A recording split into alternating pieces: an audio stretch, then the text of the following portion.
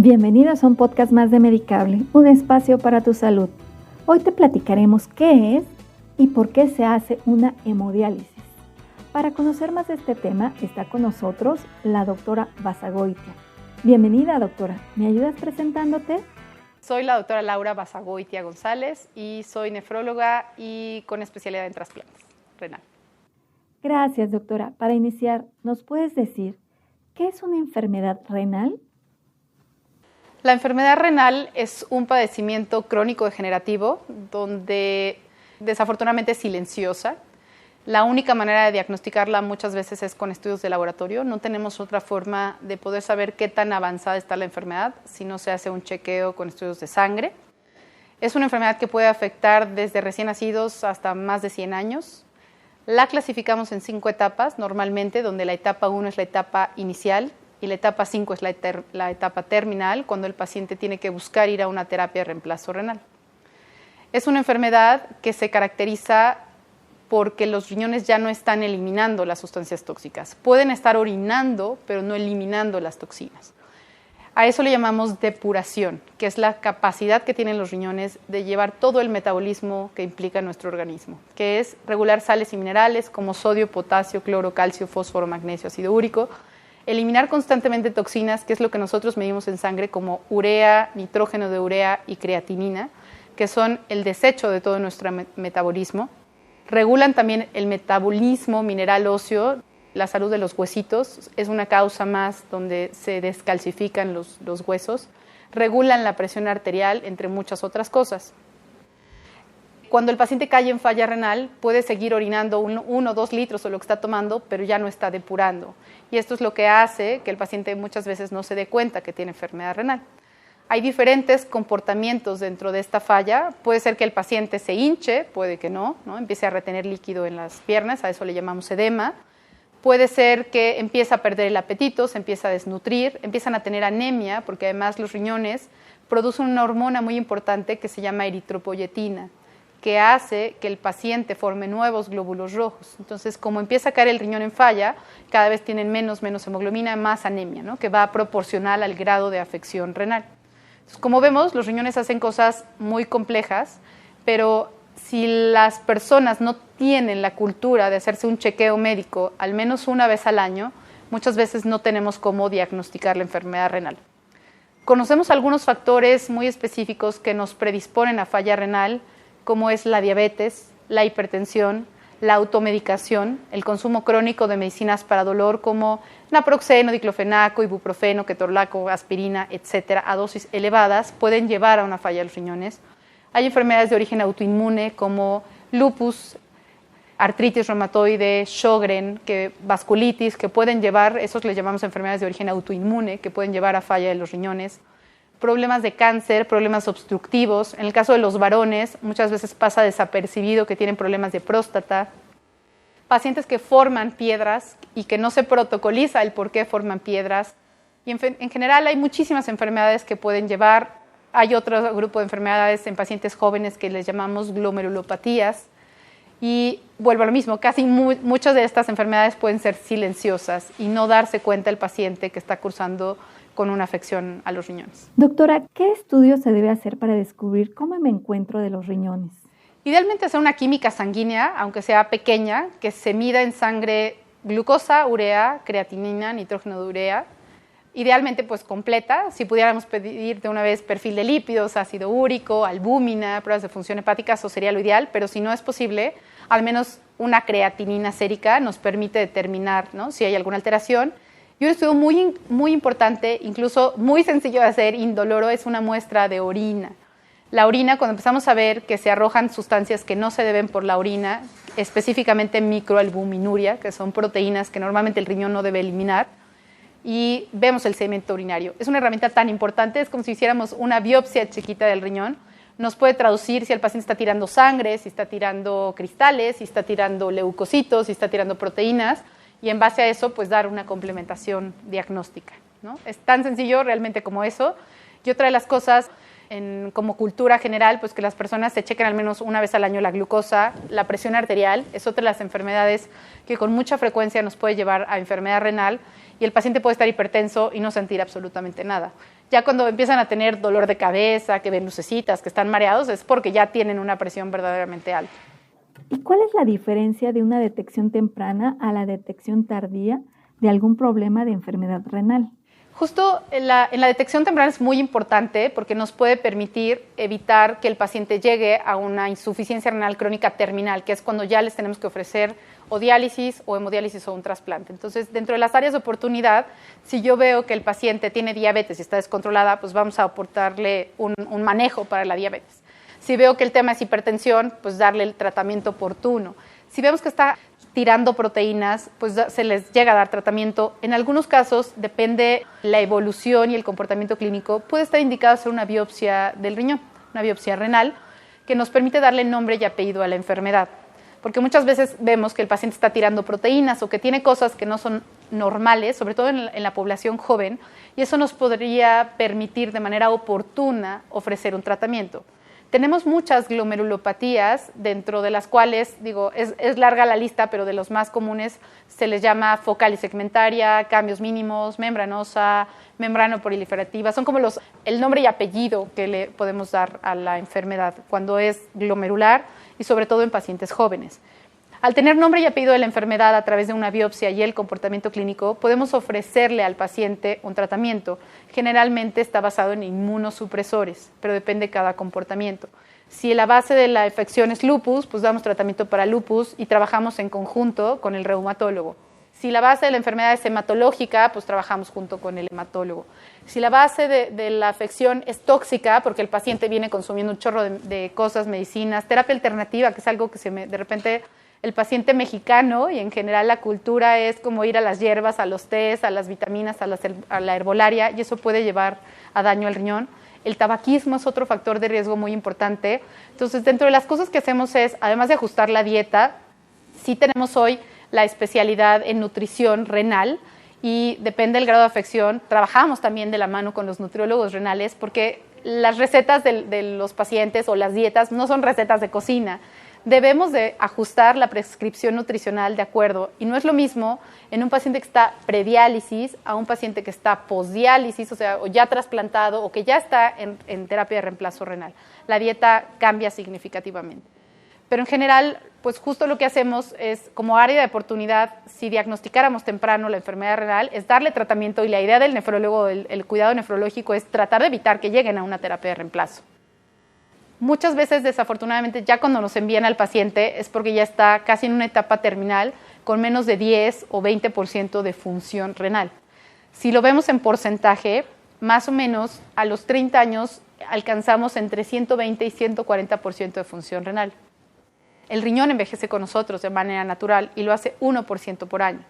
Esto nos podría permitir que un paciente pueda llegar a los 90 años con un funcionamiento entre 50 y 60%, y eso sería normal para ese paciente de la tercera edad.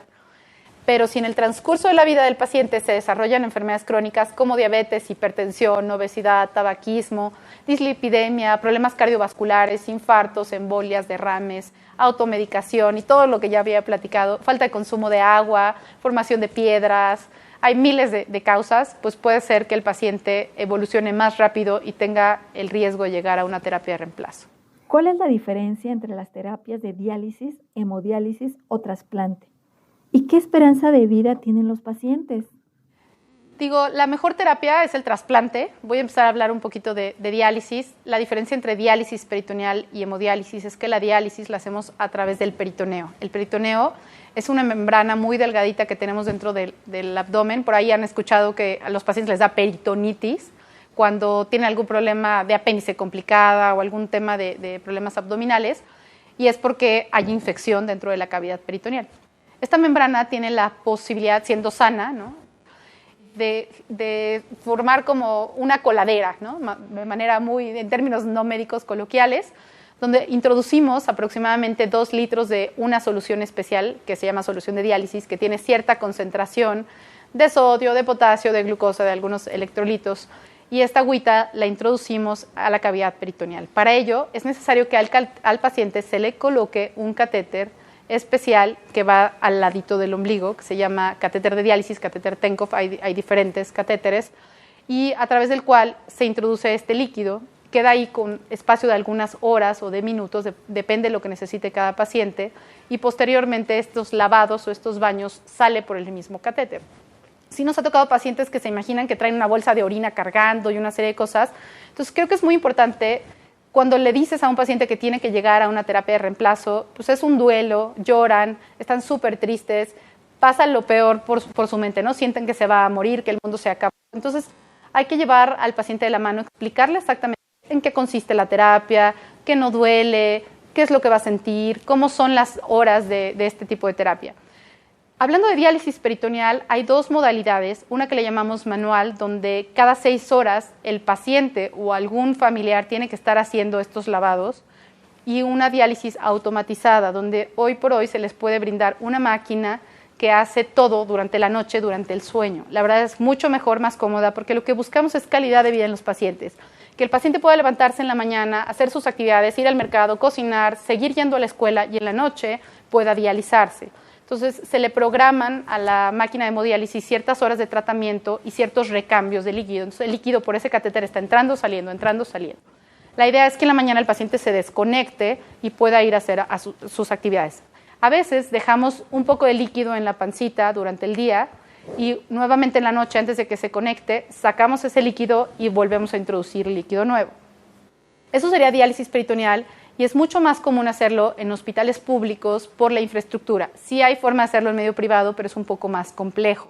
Por eso es que instituciones públicas como el IMSS o el ISSSTE, y también económicamente se vuelve un poco más económico que hemodiálisis, y siempre por la factibilidad de que el paciente no se tenga que estar trasladando de un lugar a otro, que tenga toda la infraestructura en su casa, se oferta primero diálisis peritoneal. En nuestro país está muy satanizada, eso es una realidad, y nunca falta aquel paciente que debuta con enfermedad renal y tuvo alguna mala experiencia cercana en algún vecino, amigo, primo, alguien, y entonces, híjole, bueno, la diálisis peritoneal es lo peor, te va a matar, y siempre hablan como muy mal de la diálisis, pero no siempre es así. Depende mucho de los cuidados. Y también algo a resaltar es que muchas veces ante este miedo de empezar terapia, el paciente se espera mucho tiempo para iniciarla, y cuando llega a una terapia de reemplazo está ya súper malito, desnutrido, decaído, urémico, anémico, ¿no? con malas condiciones. Pero bueno, eso es diálisis peritoneal en terapia de reemplazo renal.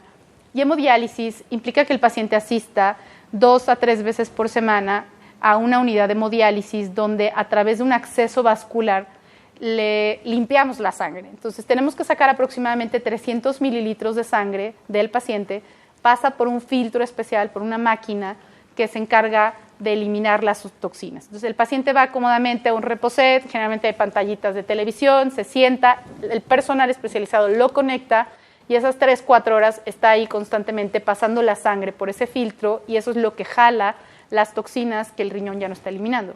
Ambas terapias nos permiten eliminar exceso de agua cuando es necesario, porque con el tiempo el paciente deja de orinar. Entonces hay que empezar a eliminar agua, si no el paciente se empieza a hinchar. Eliminamos agua y toxinas, y en una u otra pues vamos programando qué es lo que necesita el paciente. Requiere sacar más toxinas, requiere sacar más agua, está alto el potasio, y hacemos algunos cálculos. Para hemodiálisis se requiere o un catéter especial que va en una de las venas del cuello, que generalmente lo colocamos con anestesia local, o la construcción de una fístula arteriovenosa, que eso lo hacen los cirujanos vasculares. También por eso trabajamos muy de la mano con los angiólogos. Esto implicaría la construcción, es una cirugía menor, es ambulatoria, pero se hace una pequeña incisión, ya sea aquí cerca de la muñeca o en el antebrazo, donde se une el flujo de una arteria con una vena. Eso forma un cortocircuito que le permite al paciente poder canularse con 2 agujas especiales y poder obtener los 300-350 mililitros de sangre para poderlos estar pasando por la máquina. Eso es hemodiálisis. Y finalmente, la mejor alternativa, la que ojalá todos nuestros pacientes fueran candidatos, pero pues no siempre es así por diversas razones, sería un trasplante renal. Un trasplante renal nos permite pues, no vivir dependiente de esa terapia, tiene mayor expectativa de vida, que era otra de las preguntas. Diálisis, hemodiálisis, depende cómo se cuida el paciente. Se espera más o menos 8, 10, 15 años de sobrevida, pero un trasplante siempre lo va a superar. En nuestro país Sí, desafortunadamente las estadísticas dicen que el 80% de los pacientes fallecen en los primeros 5 años de inicio de terapia de reemplazo renal. Comparado con un trasplante te puede dar 10, 15, 20 años de sobrevida. Bien cuidado un trasplante. Es súper amplio también hablar del tema de trasplante porque quienes nos dedicamos hemos estado lidiando con los medicamentos genéricos, con los niveles, con la falta de recursos económicos, con la falta de grupos médicos. Hacen falta cirujanos, hacen falta nefrólogos especialistas en trasplante, anestesiólogos especialistas en trasplante. Es caro todavía, ¿no? Y muchos pacientes no tienen el acceso. Todos los hospitales están saturados, hacen falta quirófanos, hacen mucha falta en relación a trasplante. Pero sí les puedo platicar que es la mejor alternativa de terapia de reemplazo renal. Un paciente que se trasplanta, para mí es muy satisfactorio. Cada paciente que logramos trasplantar, después de un tiempo regresa y mire, ya fui papá o ya fui mamá, se pueden embarazar con ciertos cuidados, con ciertas indicaciones. Se busca que trabajen, que viajen, que hagan su vida completa, absolutamente normal. Eso es lo que lleven una dieta balanceada bajo ciertos cuidados. Obviamente, el paciente trasplantado tiene que tener seguimiento médico. No es como que ya me pusieron el riñón y me voy a vivir la vida, ¿no? Tiene que tener seguimiento periódico con estudios de laboratorio y el éxito de los trasplantes es el apego a tratamiento médico. Generalmente, aquel paciente que se descuida, se sienten tan bien que se les olvida tomar los medicamentos y eso sí nos puede llevar a rechazo, que es uno de los principales temores. Entonces, doctora, ¿está totalmente recomendado un trasplante? En trasplante no todo es miel sobre hojuelas, ¿no? Sí podemos llegar a tener algunas complicaciones, procesos infecciosos, procesos tumorales, rechazos, pero en general un paciente con apego, con cuidado, con buen seguimiento tiene excelente pronóstico. El siguiente tope por brincar pues es quién te dona, ¿no? No todos los pacientes tienen la fortuna de tener un donante vivo. Lo ideal sería pues, un hermano, mamá, papá, abuelos, hijos a padres, primos, ¿no? Esposos a esposas, esposos a esposos, se pueden donar, pero hay que completar un protocolo de trasplante y aquí lo más importante es no dañar al donador, que el donador esté completamente sano para que pueda donar. Se hace un protocolo de estudio súper exhaustivo donde se evalúa al donante y se evalúa el receptor, tanto para conocer la compatibilidad como para ver que ambos están en buenas condiciones, el receptor de recibir y el donador de donar, y que a ninguno le vamos a generar mayor problema durante este proceso. Hoy la cirugía de trasplante ya no es tan compleja como se esperaría. Los días de estancia hospitalaria después de un trasplante son muy poquitos, más o menos 3-4 días y todo está bien protocolizado el paciente y pues el primer mes de trasplante los estamos viendo cada 8 días, después se espacían las consultas cada 15, después una vez al mes hasta cumplir un año. Después del año de trasplante los estamos viendo de por vida cada 3 meses. Hay algunas cosas pues, muy puntuales. Y lo mismo el donador, o sea, el donador se espera que tenga una vida completamente normal, que al menos venga a chequeo médico 1-2 veces al año máximo. Igual, le jalamos las orejas, oiga, ya se le subió el colesterol, ya se le subieron los triglicéridos, ya me subió 1 kilito de peso, ayúdeme a cuidar esto. Pero en realidad eso es lo que cuidamos. ¿Cuáles son los cuidados post-tratamiento de cada terapia?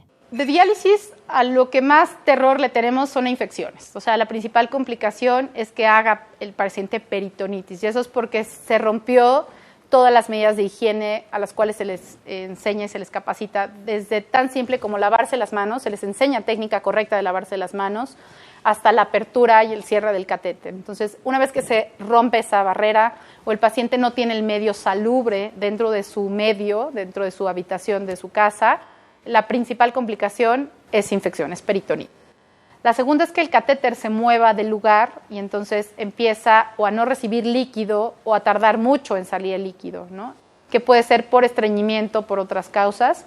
Esas son como las dos cosas que les tenemos terror, o que la membrana peritoneal ya no sirva, hacen falla de la membrana peritoneal y entonces el paciente empieza a hincharse, ya no funciona, ya no elimina las toxinas.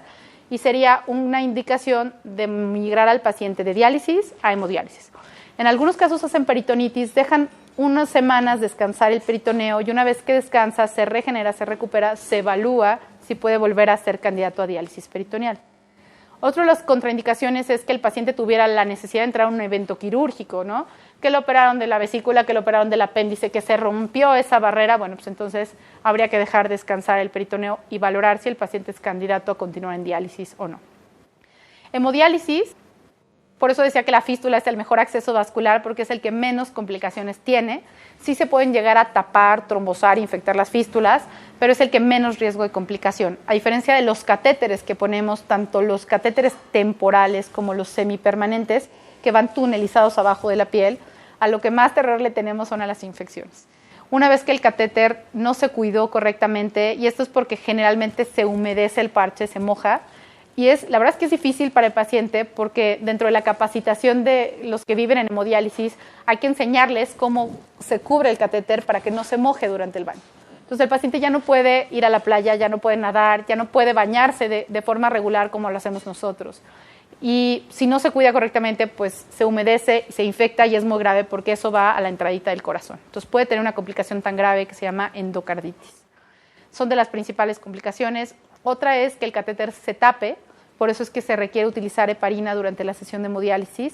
Y si por algún motivo el paciente faltó más tiempo o su mismo cuerpo empieza a formar coagulitos, entonces se llegan a tapar los accesos vasculares y de repente ya no nos funciona.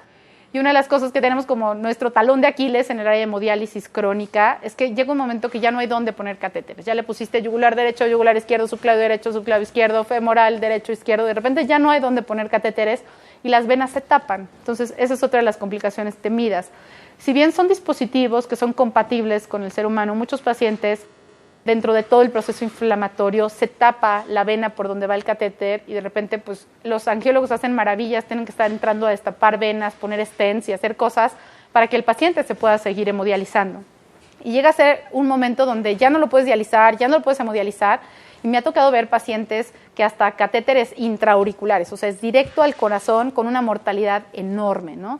Hacia las suprahepáticas, o sea, ya cosas muy, muy intervencionistas y muy complejas de llevar en el paciente con una alta mortalidad. Y bueno, pues del trasplante ya les decía yo que de las principales complicaciones es que el paciente no se cuide, no se tome los medicamentos, haga rechazo o procesos infecciosos. A largo plazo el paciente puede tener alguna predisposición a infecciones por el grado de inmunosupresión, pero eso también lo cuidamos mucho durante el trasplante, que no me vaya a una inmunosupresión muy agresiva, que baje tanto las defensas, que lo predisponga a llevar algún proceso infeccioso grave, como también si me falta inmunosupresión, el paciente puede hacer rechazo. Entonces todo eso lo vamos cuidando en el seguimiento. Excelente información, doctora. Con esto terminamos. Muchas gracias por habernos acompañado en este podcast. Agradecemos a nuestros escuchas, así como también al Hospital San Ángel y Universidad por las facilidades prestadas. Los espero la siguiente semana aquí, en Medicable, un espacio para tu salud.